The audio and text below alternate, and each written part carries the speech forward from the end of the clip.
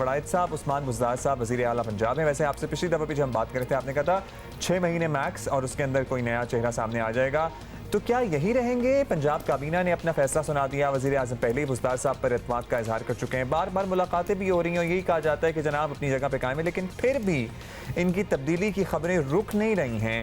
तो क्या चांसेस हैं? अब हम ज़रा कन्फ्यूज से हो गए हैं।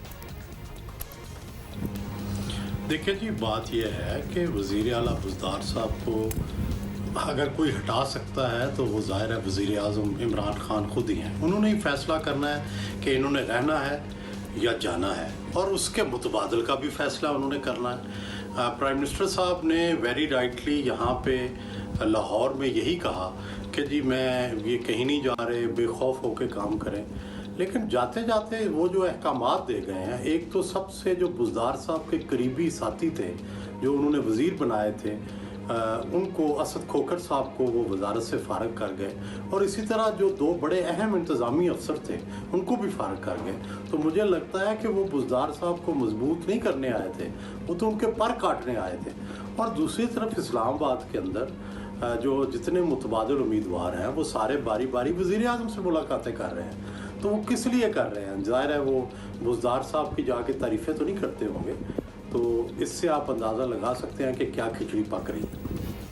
बिल्कुल, अंदाज़ा तो हम लगा ही सकते हैं। लेकिन वड़ाइद साहब आप हमारे साथ हैं, कुछ और भी पूछते हैं आपसे कि पंजाब में तहरीक इंसाफ नहीं बल्कि मुस्लिम लीग नून ज़्यादा बड़ी जमात है अगर सीटें देखी जाएँ तो इस सूरत में मुस्लिम लीग काफ का किरदार बहुत ही अहम हो जाता है। उस्मान बुज़दार के मामले पर उस कैंप की राय क्या है, इससे आकर आप हमें आगाह करें, क्या वो भी तब्दीली चाहते हैं? देखिए जी, काफ लीग जो है वो बड़ा उसका वाइटल रोल तो है, लेकिन तहरीक इंसाफ की जो लोग हैं वो ये चाहते हैं कि काफ लीग को मौका ना मिले वज़ीर आला बनने का। नहीं तो बड़े शुरू से ही ये तय हो जाता कि चौधरी परवेज़ लाई एक्सपीरियंस भी थे, उनको चलानी भी आती है हुकूमत, के वो उनको चीफ मिनिस्टर बना देते और एक कोलिशन बना लेते। लेकिन वो नहीं चला, ना वो तय हुआ। बाद में ये भी सोचा गया कि काफ लीग को ज़म कर दिया जाए तहरीक इंसाफ में, लेकिन इलेक्शन कमीशन ने राय दी कि अगर ऐसा हुआ तो सबको री इलेक्ट होना पड़ेगा। तो बुनियादी बात यह है कि काफ लीग तो ज़ाहिर है ये चाहती है कि अगर बुज़दार साहब निकलें तो चौधरी परवेज़ लाई आएँ, लेकिन जो तहरीक इंसाफ है वो चाहती है कि अगर बुज़दार साहब जाएँ तो उनकी जगह भी कोई तहरीक इंसाफ का ही बंदा है।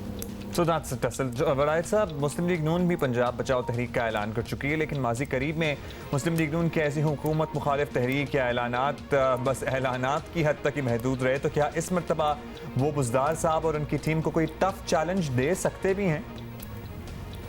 मुझे नहीं लगता कि मुस्लिम लीग नून किसी एहतजाजी या मुज़ाहमती जो तहरीक है उसकी तरफ जा रही है। मुस्लिम लीग नून जो है उसने पिछले काफ़ी अरसे से एक खामोशी और मसलियत आमेज़ खामोशी जो है वो इख्तियार कर रखी है।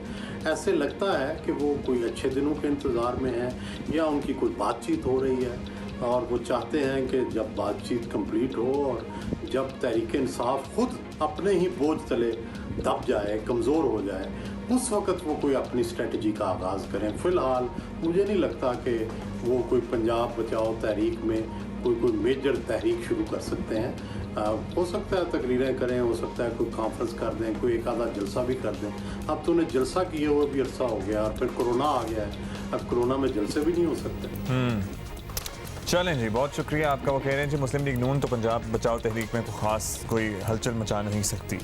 अब तक के तो सियासी तज्ज़िये यही कहते हैं, बट इससे आगे क्या होता है? एक कोरोना भी आ गया है ना, तो ज़रा अवामी मजमे और जब तक जल्द से जुलूस ना हो ना, फिर वो चीज़ें जो literally on a daily basis change भी हो जाती हैं, तो लिहाजा कल क्या होगा वो आपको कल ही पता चलेगा।